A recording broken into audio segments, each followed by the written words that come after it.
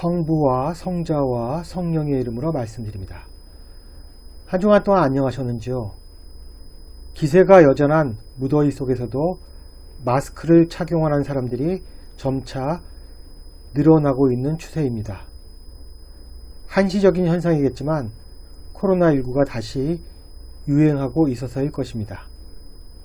세계보건기구는 또다시 세계보건 비상사태를 선포했습니다. 코로나가 아니라 원숭이 두창이라고 불리는 엠폭스가 아프리카에서 유행하고 있으며 한국의 경우는 이 전염병이 코로나처럼 유럽과 미국을 거쳐 들어올 수 있다고 합니다. 천연두와 유사한 질병인 엠폭스는 치사율은 낮으나 온몸에 수포가 생기고 흉터를 남기는 질병으로서 만약 유행할 경우 코로나19보다 더 큰 후유증을 남기리라 예상됩니다.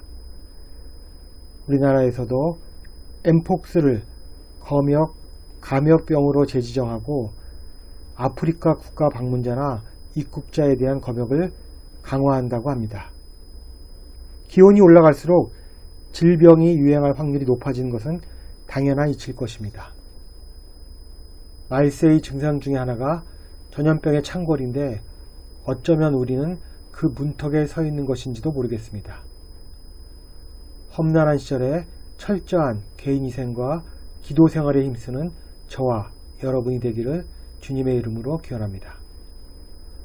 오늘 일독서인 여호수아서는 여호수아서의 마지막 장으로 이스라엘 민족의 지도자였던 여호수아의 마지막 권명과 유언이 담겨져 있는 장입니다. 여호수아는 약속된 땅인 가나안을 획득하여 이스라엘 12지파에게 나눠준 후 당시 모든 지역으로부터 쉽게 다다를 수 있는 중심부에 위치하고 있던 세겜의 백성들을 소집하여 말씀을 전한 것입니다. 그 말씀의 핵심은 야훼 하나님을 경외하여 일편단심으로 그를 섬기든지 아니면 다른 이방신들을 선택하든지 결단을 내리라는 것이었습니다. 여호수아가 거듭 이방신을 섬기지 말고 야훼 하나님을 믿으라고 강조한 이유는 무엇일까요? 예수님이 마테오복음에서 하나님의 자리를 위협하는 존재로 유일하게 언급한 것이 바로 재물이었습니다. 이 재물을 우상으로 형상한 존재가 바로 바알이라고 할 수 있습니다. 바알은 팔레스타인어로 주인, 왕이라는 의미를 지니고 있으며 고대의 가나안 사람들이 숭배하던 풍요와 폭풍 후의 남신이었습니다. 바알 신앙의 요체는 넘쳐나는 제사, 약속된 풍요였습니다. 즉 엄청나게 정성이 담긴 제사를 갖다 바치면 신은 인간에게 풍요와 복을 내려준다는 것이었습니다. 이것은 이방신들이 지니고 있는 공통된 특징이었습니다. 그 신들에게는 십계명처럼 하나님과 사람 사이의 관계, 사람과 사람 사이의 관계를 규정하는 도덕이나 윤리도 존재하지 않았으며 오직 인간의 무한한 탐욕만이 투영되어 있을 뿐이었습니다. 여호수아는 사람들이 궁핍한 시기를 만나면 주저없이 하나님을 버리고 이러한 존재에 대해 투항할 것을 예상했기에 미리 경계를 한 것이었습니다. 오늘 복음에서 이 바알 신의 연장선상에 놓여 있는 것이 바로 우리가 실제로 먹는 빵이라고 할 수 있습니다. 하늘에서 내려온 빵을 먹고 살 것인가 아니면 바알 신이 주닌 현실적인 빵을 의지하며 살 것인가가 우리에게 남은 선택인 것입니다. 러시아의 대문호 도스토옙스키가 지은 카라머조프의 형제들에서는 액자 소설 형식의 대신문관 이야기가 나옵니다. 이 이야기의 무대는 16세기 스페인 남부의 세비야 광장입니다. 가톨릭 교회의 대신문관인 추기경이 광장의 화영대에서 100여 명에 달하는 이단자를 처형하던 날 밤 갑자기 예수 그리스도가 재림하여 나타납니다. 16세기 전 갈릴레에서 그랬던 것처럼 예수는 군중을 축복하고 병자를 치유하며 심지어는 죽은 여자아이도 살려냅니다. 이 광경을 본 교회 당국자들은 예수가 교회의 권위와 위계 질서를 해칠 수 있다는 판단 아래 1600년 전처럼 예수를 체포합니다. 그날 밤 감옥에 갇힌 예수에게 90세의 늙은 대신문관이 몰래 찾아와 신문을 합니다. 대신문관은 예수에게 당신이 정말 그리스도인가? 라고 묻지만 곧 대신문관은 당신이 그리스도이든 아니든 상관없다고 말합니다. 왜냐하면 자신의 손가락질 하나로 예수를 환호했던 군중들이 화형대에 나뭇가지를 던질 수 있기 때문입니다.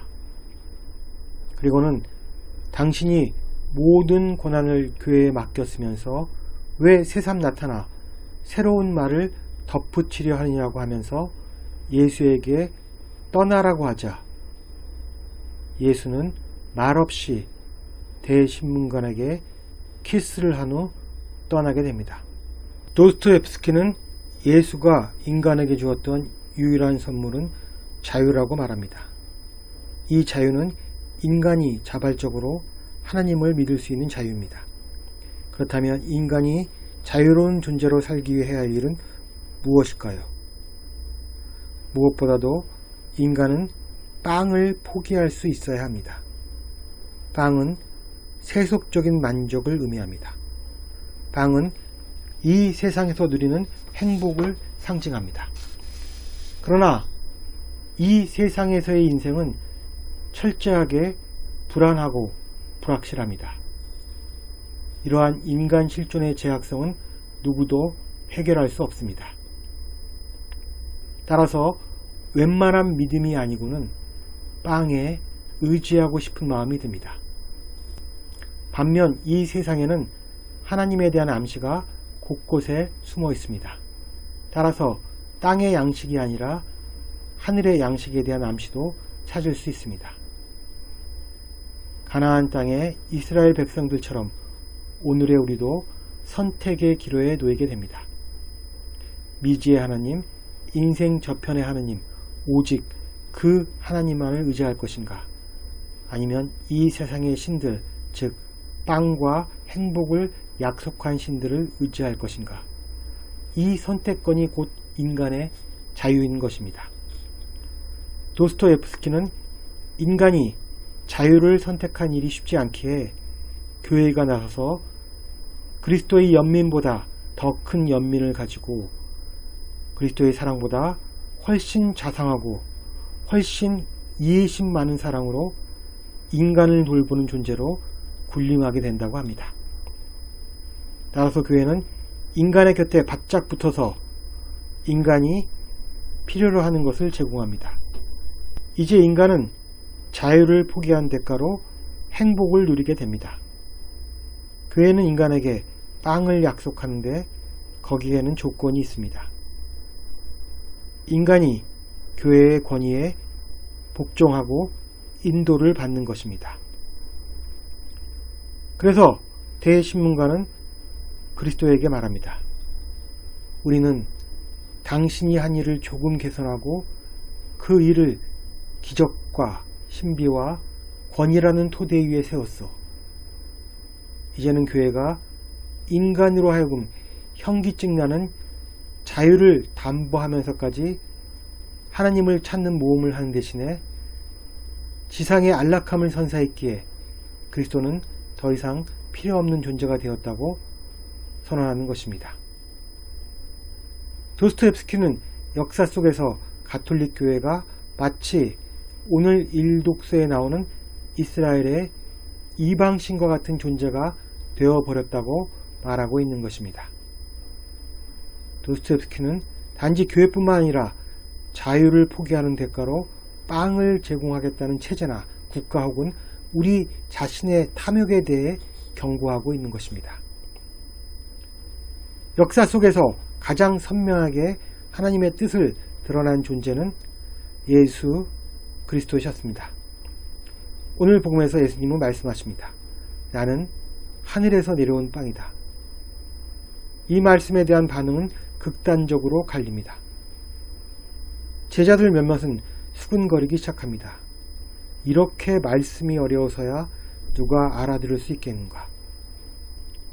예수님과 격이 없이 지내왔던 제자들조차도 자신들의 상식적인 의견과 인간의 합리성에 비춰볼 때 얼토당토하지 않은 예수님의 말씀을 수긍할 수 없었습니다.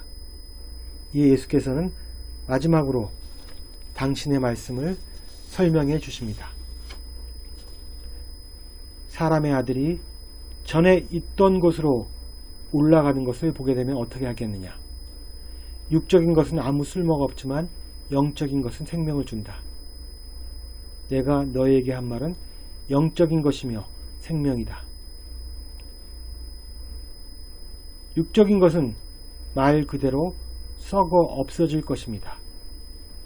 육적인 것은 지상에서 현세적인 빵을 위해 발버둥 쳤으나 결국 하나님의 계획 앞에서 틀어져 버린 온갖 인간의 시도를 상징합니다. 그러나 영적인 것, 즉 성령은 영광을 받으신 그리스도께서 주시는 선물로서 그것은 예수 그리스도께서 하늘에 오르셔야만 내려지는 선물인 것입니다. 그런데 이 말씀은 공교롭게도 많은 제자들이 예수를 떠나게 하는 걸림돌이 되고 말았습니다. 그들은 아마도 하나님께서 주시는 기적에 힘입어 이스라엘을 다시 일으켜서 부족함 없이 빵을 제공하는 모세나 다윗과 같은 지도자를 기대했던 사람들일 것입니다.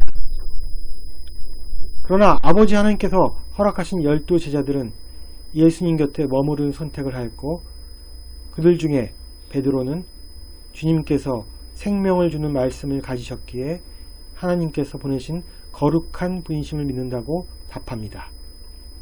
우리의 삶은 하나님을 선택할 것인가 아니면 이방신을 선택할 것인가 또는 생명을 주는 빵을 선택할 것인가 아니면 썩어 없어질 빵을 선택할 것인가의 사이에 놓인 길을 걷고 있습니다.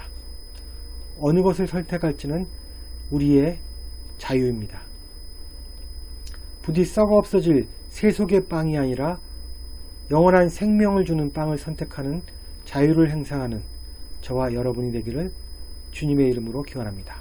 성부와 성자와 성령의 이름으로 말씀드렸습니다. 아멘.